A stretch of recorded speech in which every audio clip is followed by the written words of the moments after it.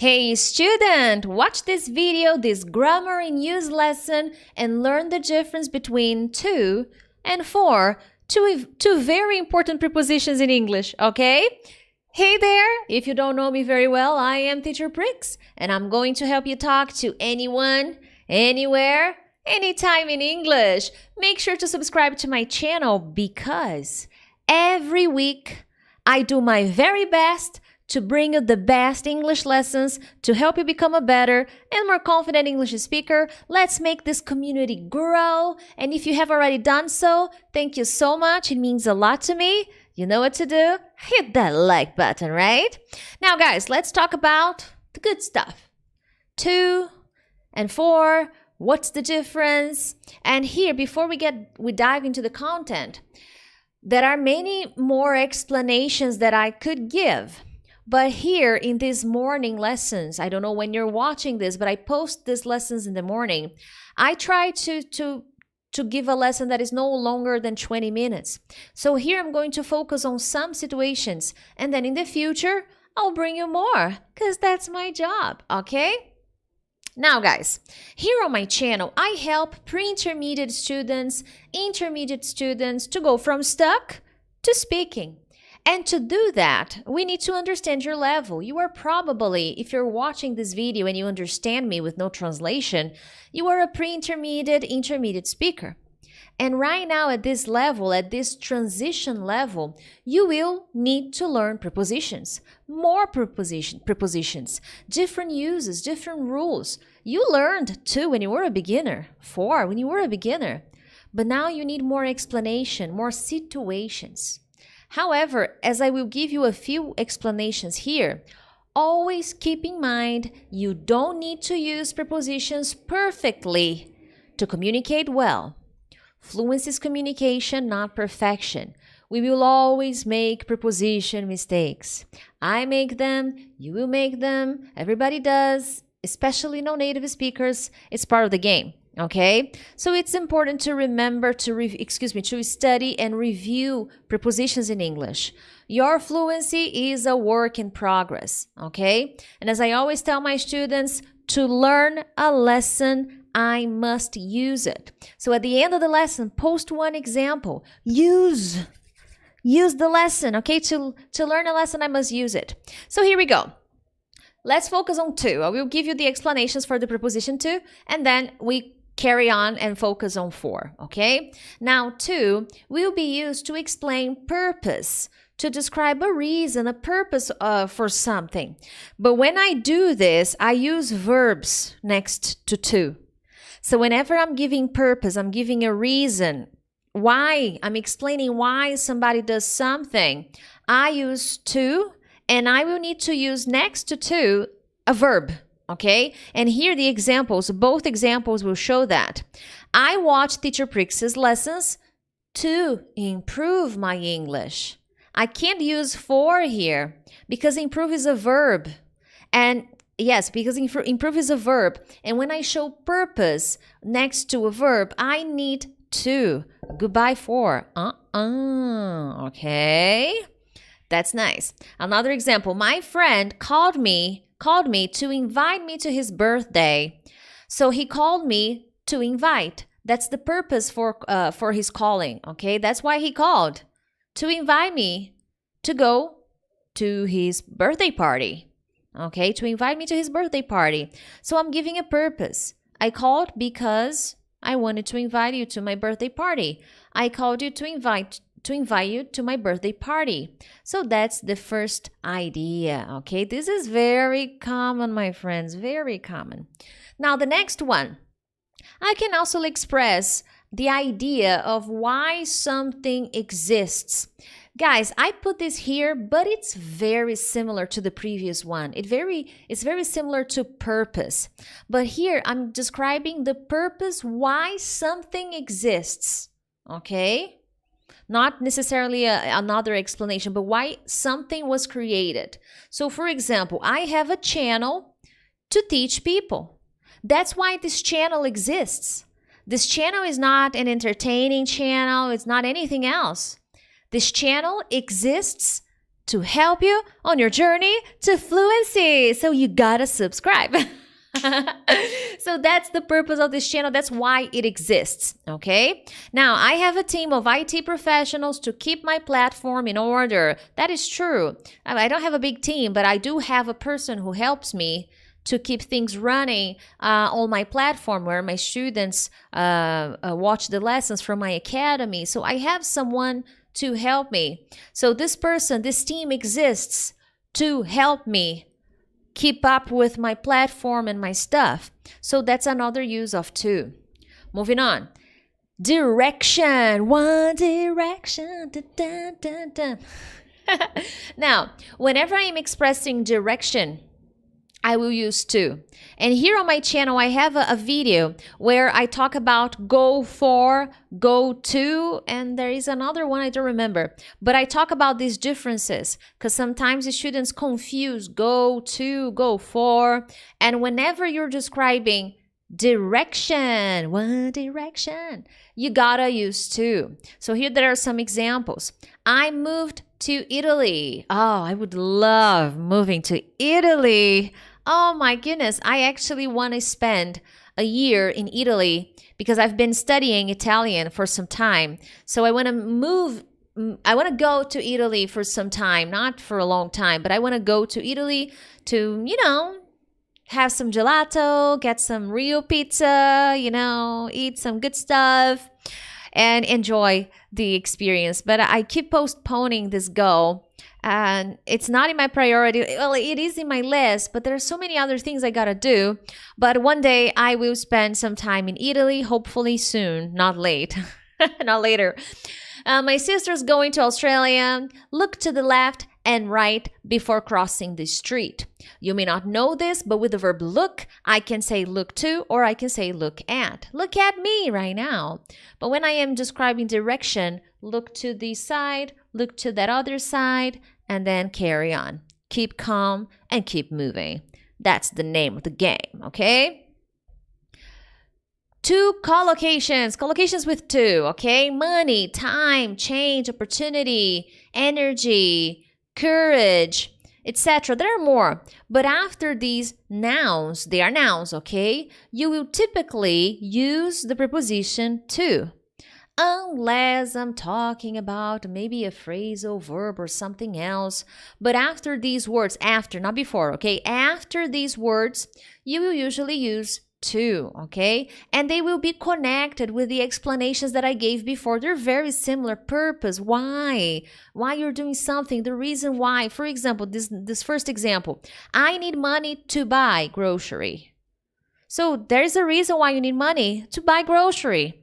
So it's not only because it's a collocation, but I'm also going back to the first explanation I gave you, explaining a purpose for something, why you're doing something, okay? So the explanations, they end up being a little close. They're slightly similar.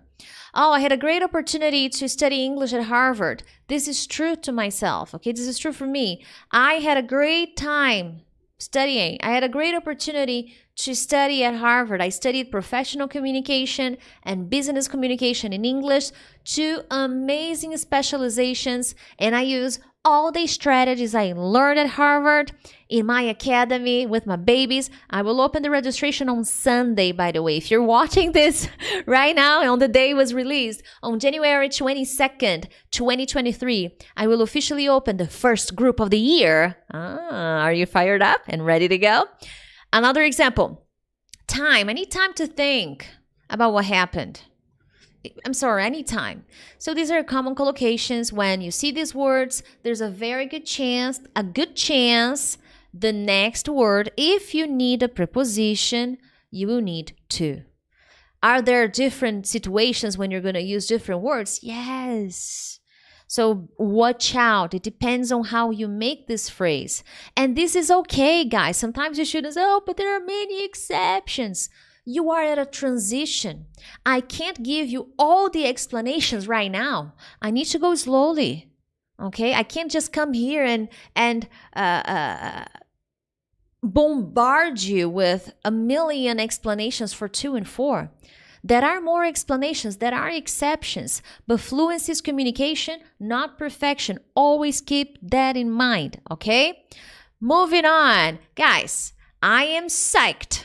As I mentioned yesterday, I am psyched. I'm very excited about. I am psyched about my online and free workshop. It is started yesterday. Right now you have one episode available. I want you to watch, study, review, and then tomorrow there's a new episode, okay? So if you want to learn how you can go from stuck to speaking over the next 6 months, this is the workshop for you. And guys, make sure to support the channel. When you hit the like button, it really helps. I repeat this a few times. It is necessary, okay? I know you're watching. I know you're enjoying the lesson. Subscribe to this beautiful community. It's amazing to have you here.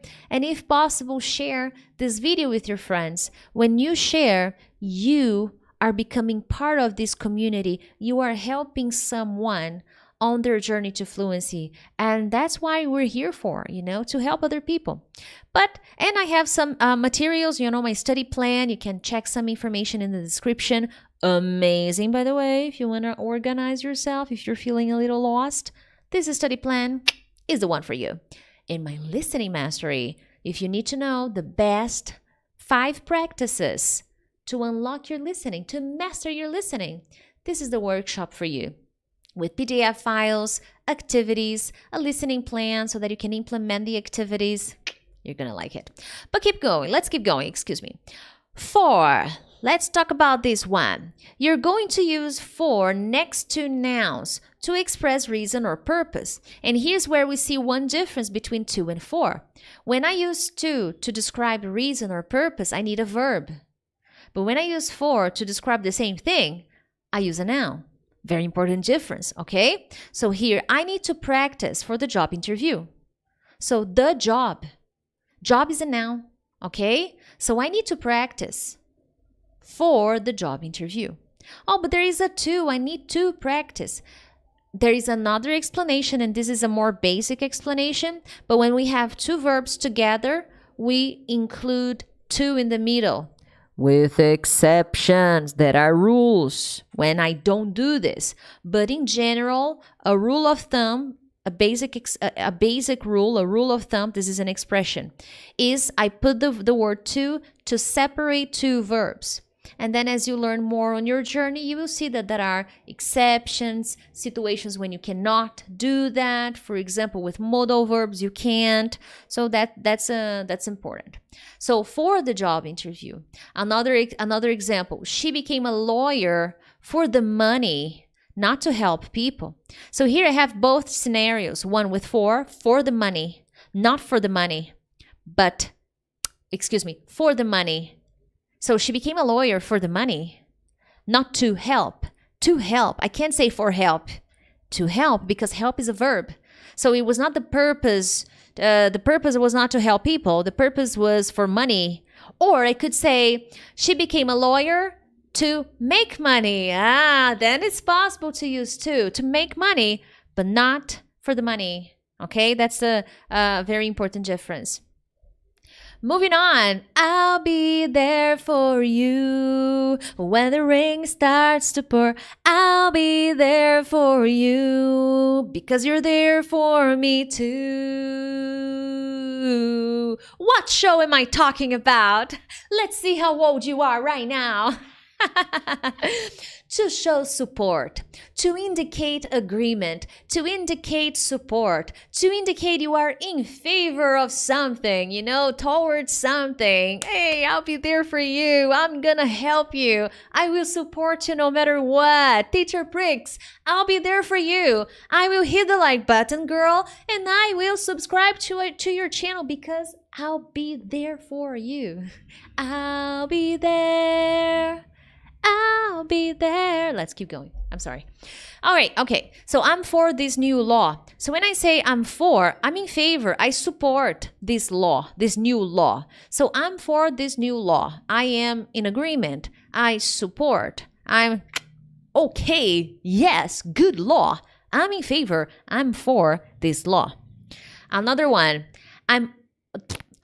I'll always root for you. Do you know this verb? To root is like, come on, go, you can do this. Yes, I believe in you. You go, girl. Root. So I will always root for you. For you, yeah. And the famous phrase, I'll be there for you. I'll be there for you. When the rain starts to pour, I'll be there for you. Because you're there for me too. Now, remember, to learn a lesson, I must use it. So post one example in the comments. Use what you learn. Now, guys, representation. Many students learn at the beginning of their journey, which is correct, by the way. I work at Microsoft. But when I want to show representation, I can use for. Example, I work for Microsoft. I represent Microsoft. I work for Microsoft. I work for Microsoft. I almost felt like a dog barking. Work, work, work. So, excuse me. I work for the government. Okay, you don't say I work at the government. I work for the government, okay? So even though I work for Target, okay, this is a good example. I could say I work at Target, but here I'm talking about representation. Even though I work for Target, I don't like shopping there. If you don't know this, Target is a big store in the United States, super famous. It's like a Walmart, but they don't sell food. They sell like clothes and shoes and things for the house, you know, decoration and stuff like that. Stationary items and stuff. And anyway, I speak for everyone, so I represent everyone. I speak for everyone. I represent everyone when I say this project will need more time. So I speak for everyone in this room, okay? So I speak for everyone here on this channel that you should subscribe, you should like, and you should use the lesson you study, because that's the name of the game. And gratitude, to show thanks, to show you're grateful. So thanks for watching this lesson. Thanks for watching until the end. Thanks for sharing. I am grateful. I am grateful for all my students. This is true. I'm grateful for you. I'm grateful for your life. So I use for, okay? Now, guys, to or for. This is a confusion. There are more situations when students confuse to and for, but I will focus on one because I need to keep this lesson short, okay? Now, to is more common when the idea is receiving, okay? Something directly from someone. So, for example, my sister gave this to me, not for me.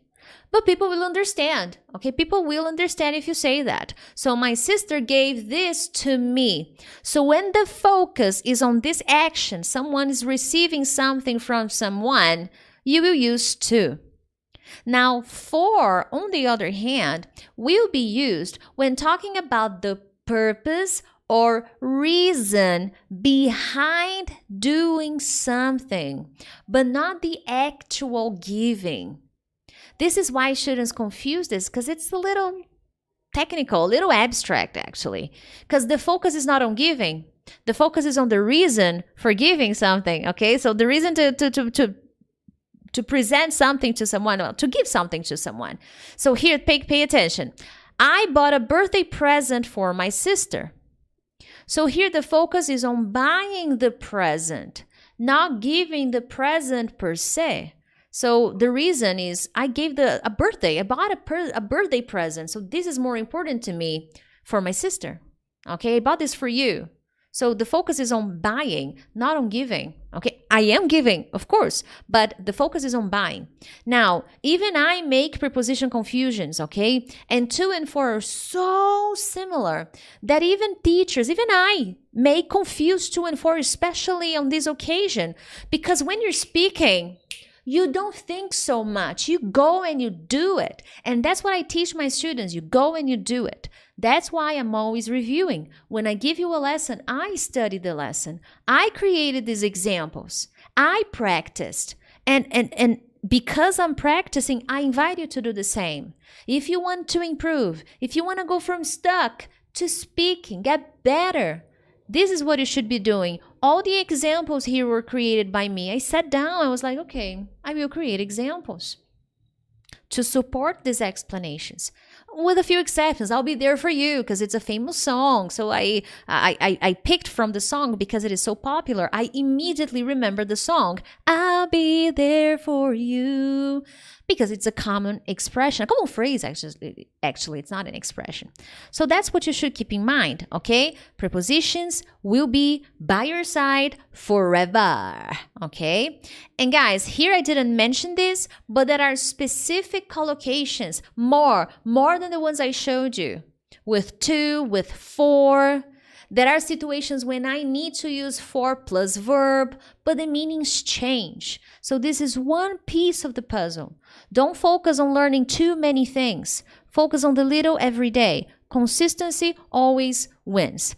I hope you enjoyed this lesson. Make sure to share it with your friends. But other than that, I'll see you in the next one. Bye-bye.